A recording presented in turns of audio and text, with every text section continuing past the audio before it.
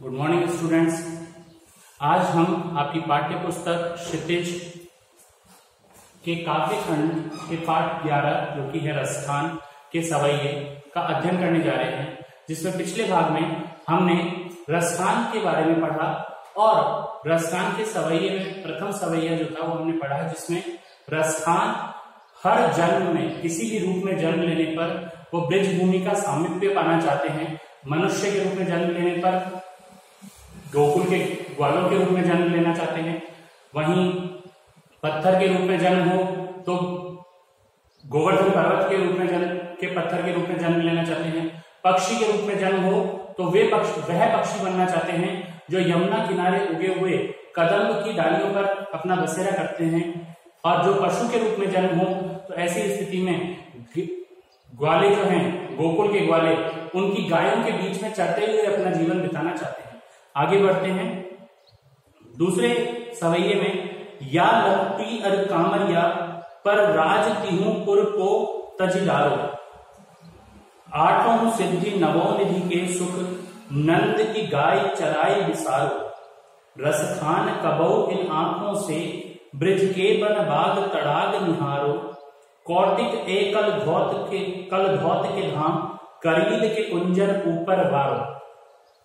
रसखान जी कहते हैं कि मैं श्री कृष्ण के जो उनकी लपटी और कामरिया है अर्थात कंबल है, उस पर जो उनकी लाठी और उनका कंबल है उस पर अपना जीवन निछावर कर देना चाहता हूं।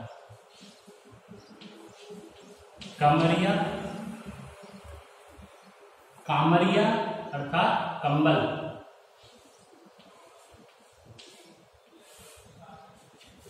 कामरिया अर्थात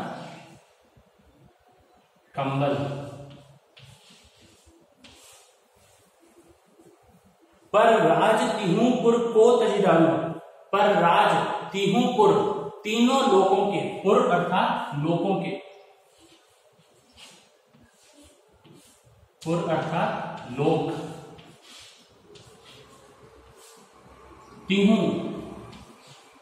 तिहु अर्थात तीनों,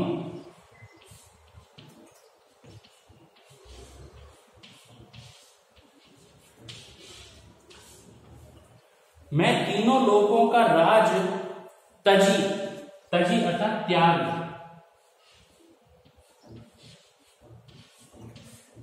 तजी शब्द का अर्थ है त्याग डालूं या त्याग दूं। किस पर? या लपटी अरु कामरिया, इस लाठी और इस कंबल पर, जो श्री कृष्ण की लाठी और कंबल है उस पर मैं तीनों लोगों का राज त्याग देना चाहता हूं। आगे कहते हैं आठों सिद्धि नवों निधि के सुख नंद की गाय चराई विसारो, विसारो अर्थात भूल जाऊं, विसारो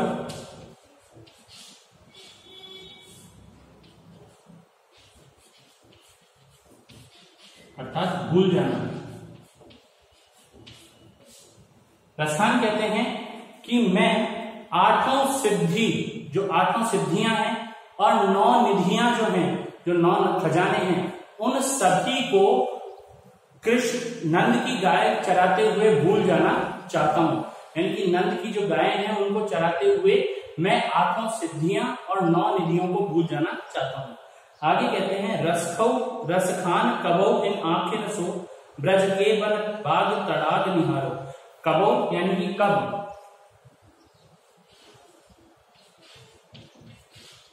कबो अर्थात कब,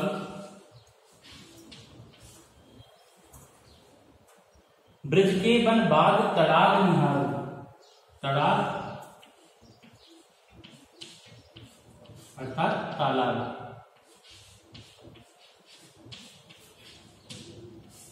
रसखान जी कहते हैं कि मैं कब अपनी इन आंखों से ब्रज के वन, उपवन, तालाब निहारूंगा अर्थात देख सकूंगा। यानी कि मैं कब इन आंखों से, अपनी आंखों से ब्रज के वन, बाग, उपवन, तड़ाग, तालाब आदि को निहार सकूंगा, देख सकूंगा। कौटिक एकल घौत के धाम करील के कुंजन ऊपर वारो, कौटिक अर्थात करोड़ों,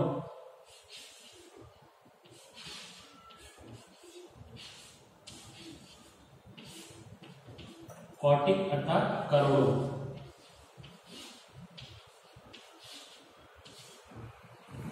कलभौत, कलभौत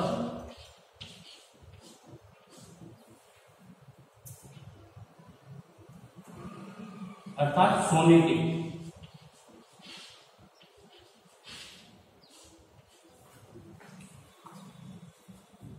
धाम अर्थात महल।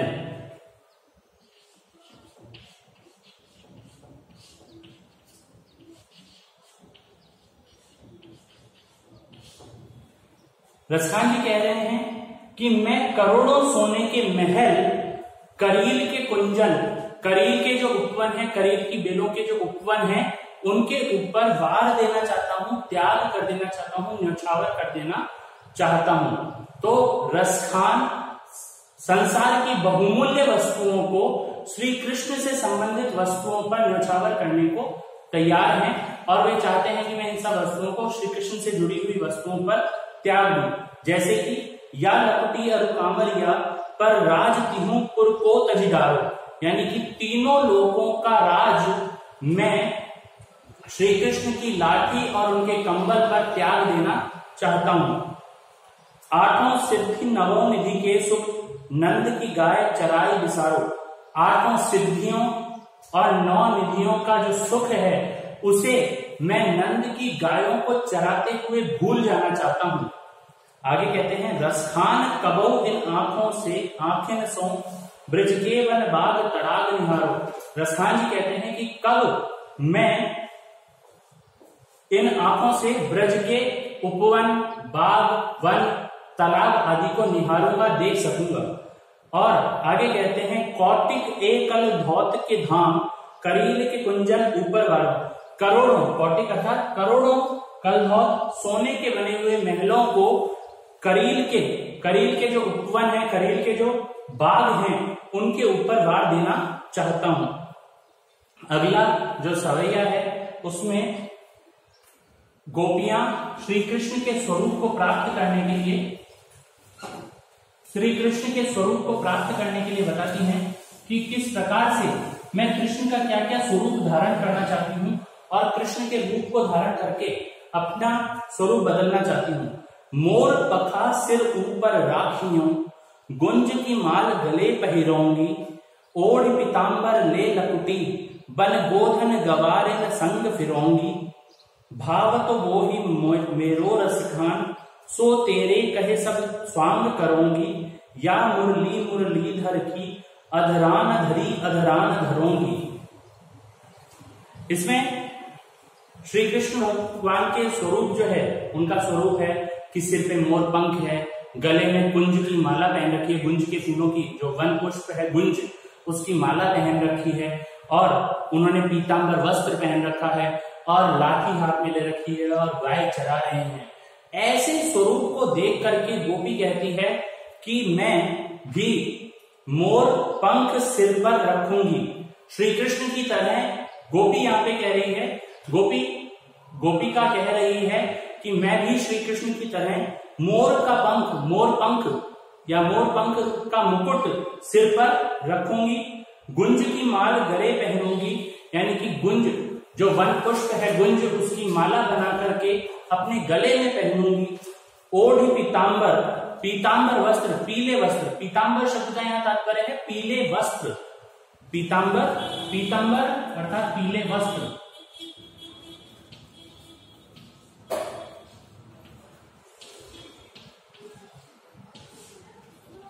पीतांबर अर्थात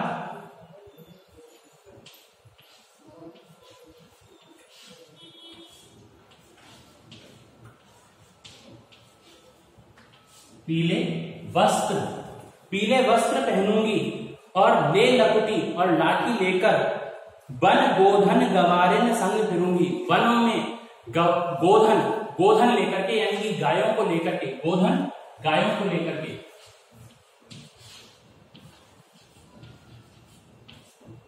गोधन अर्थात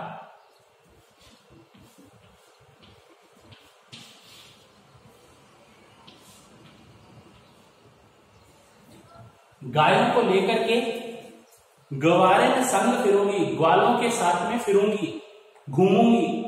भाव तो वो ही मेरो रसखान, रसखान जी कहते हैं भाव तो जो अच्छा लगता है मेरो कृष्ण को, अर्थात मेरे कृष्ण को जो अच्छा लगता है, सो तेरे कहे सब स्वांग करूंगी।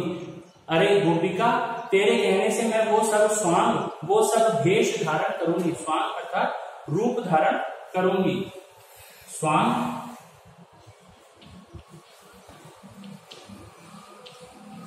स्वांग अर्थात भेष या रूप। तो मैं जो मेरे कृष्ण को अच्छा लगता है वो ही सब तेरे कहने से मैं वो सब भेष या वेशभूषा धारण करूंगी।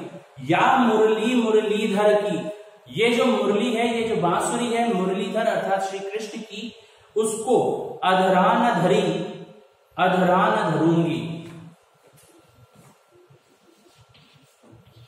अधरा न अर्थात होठों पर,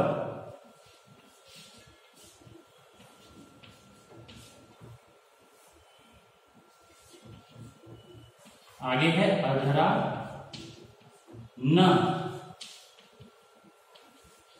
इसका अर्थ है होठों पर नहीं।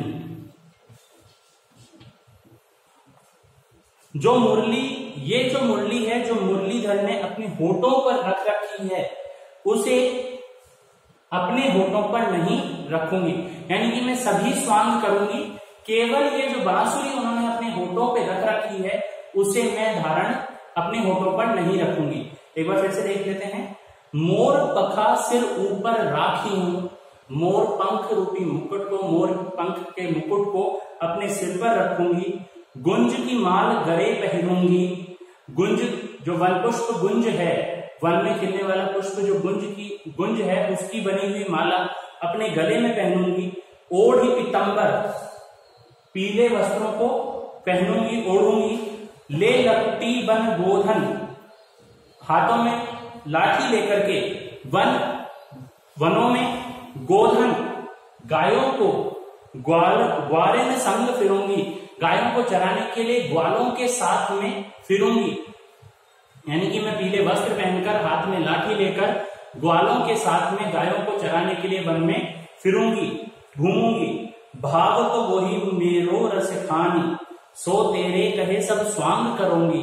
रसखान जी कहते हैं कि जो श्री कृष्ण को अच्छा लगता है, भाव तो अर्थात अच्छा लगता है, वही रूप सो तेरे कहे, तेरे कहने से जो तू कहेगी वैसे ही सब स्वांग करूंगी, वो सब भेष और रूप धारण करूंगी। जो मेरे श्री कृष्ण को अच्छा लगता है वो सारे रूप तेरे कहने से वो सभी भेष में धारण करूंगी। या मुरली मुरलीधर की, अधरान धरूंगी। ये जो मुरली है, ये जो बांसुरी है, मुरलीधर की अर्थात श्री कृष्ण की, जो उन्होंने अपने होठों पे धारण कर रखी है, उसे मैं अपने होठों पे धारण नहीं करूंगी, बाकी सभी स्वांग में रचूंगी। इस प्रकार से रसखान ने श्री कृष्ण के रूप को धारण करने के लिए गोपियों को बताया। आपको ग्रह कार्य के रूप में पाठ के संख्या 1, 2 व 3 सवैये का अनुवाद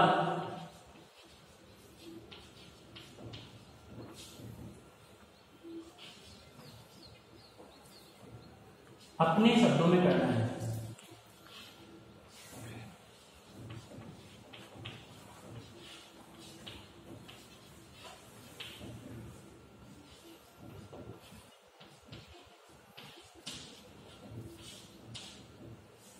अपने शब्दों में इस पाठ के सवैयों का अनुवाद हमें करना है। ठीक है दोस्तों, धन्यवाद।